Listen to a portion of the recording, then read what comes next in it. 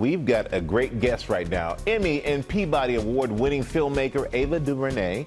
A year ago, as the country was in the midst of massive protests for racial justice following George Floyd's murder, DuVernay and her media collective Array founded the Law Enforcement Accountability Project.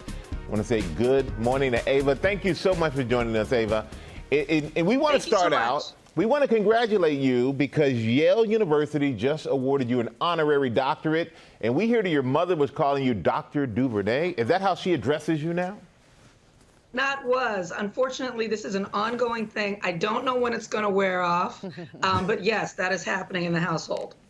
I like that. All right. Well, and speaking of honors, by the way, the Arts and Advocacy Collective that you founded, Array, we just talked about it, just won a Peabody Institutional Award. Congratulations. By the way, and Oprah Winfrey made that announcement. Tell me how that felt.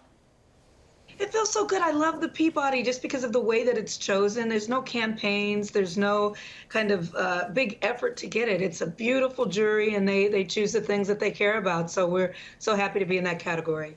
Tell us about the Law Enforcement Accountability Project. You launched it about a year ago. Why did you do it? What's your intention? You know, I felt that after the murder of George Floyd, we had to do something. We needed to assert our voices and really speak to the things that were challenging us. And for me, that really came down to the idea that we don't have enough conversation about law enforcement, about police, about what happens to officers who use excessive force, who murder while doing their job. And that discourse needed to happen. Our citizens need to feel like they can ask questions, that they can have information about those officers and what happens next. We've seen that there are cases of officers who then rejoin the force or move to other forces in other communities without the community knowing. So the idea for this was just to use artists to amplify the idea of ask questions about your local police. Who are they? What are they doing? And so with the Law Enforcement Accountability Project, we invite artists from all kinds of disciplines to think about that idea and to push that awareness forward. And you've chosen 4 artists so far to create projects. Today, you're going to announce a 5th. So tell us about her and tell us what she created. Well, the 5th artist, we've had 4 artists that we've commissioned. So we commission artists from across disciplines: Steve Irby, W.J. Lofton, Rabre Valverde, the women and men that you see up on the screen. Delita Martin is the newest artist to join LEAP, and she has been asked to commission. We've commissioned from her a painting. She is a gorgeous fine artist, visual artist, and you see here that she's made a custom piece that will start traveling the country pretty soon. The piece is called "Blue is the Color We See Before We Die," a very striking title.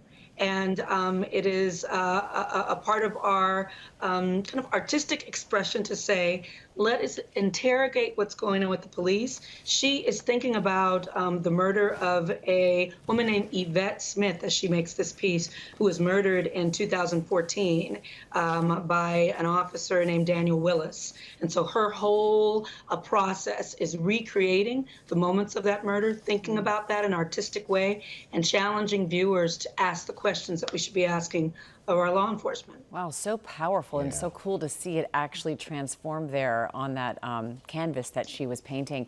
How do you choose the artists for these projects? You know, we have an incredible team at Array led by Mercedes Cooper. And basically what we're looking for are artists who are not the superstars just yet. We want to reach out to artists who are doing great work in their own communities, folks that are right on the cusp of national attention, and really giving them the opportunity with the money to think and take some time to think about these specific cases. We had a culinary artist who's one of my favorite, Jocelyn Jackson, a culinary artist, a woman who thinks about visual expression through food. And she did a whole examination of the Philando Castile case. If you recall him, he was a food worker. He worked in a cafeteria. And so she used the food to kind of create this Last Supper motif that we presented in our community in Los Angeles and online that really got people thinking in an emotional way through art about these cases. You know, we have to do more than just say the names. We need to connect emotionally to what's going on, and I think art is the best way to do that. How about your art? What have the events of the last year meant for your filmmaking? Gosh, that's a tough question. You know, I'm often making things that deal with race, class, culture. Right now, I'm working on an adaptation of Isabel Wilkerson's book Caste. That'll be my next film. And so, really thinking a lot about the structures and systems that have gotten us to this day, to the place that we are. Because I think if we interrogate the systems, we can get to the foundation of our culture and maybe make some change. Powerful book. Can't wait to see the movie. And, Thank you. And Ava, thank you. And we love the work that you're doing through your media collective array. It really is amazing. Ava DuVernay.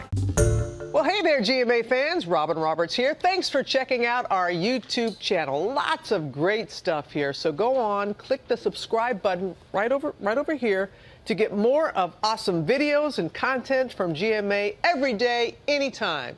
We thank you for watching, and we'll see you in the morning on GMA.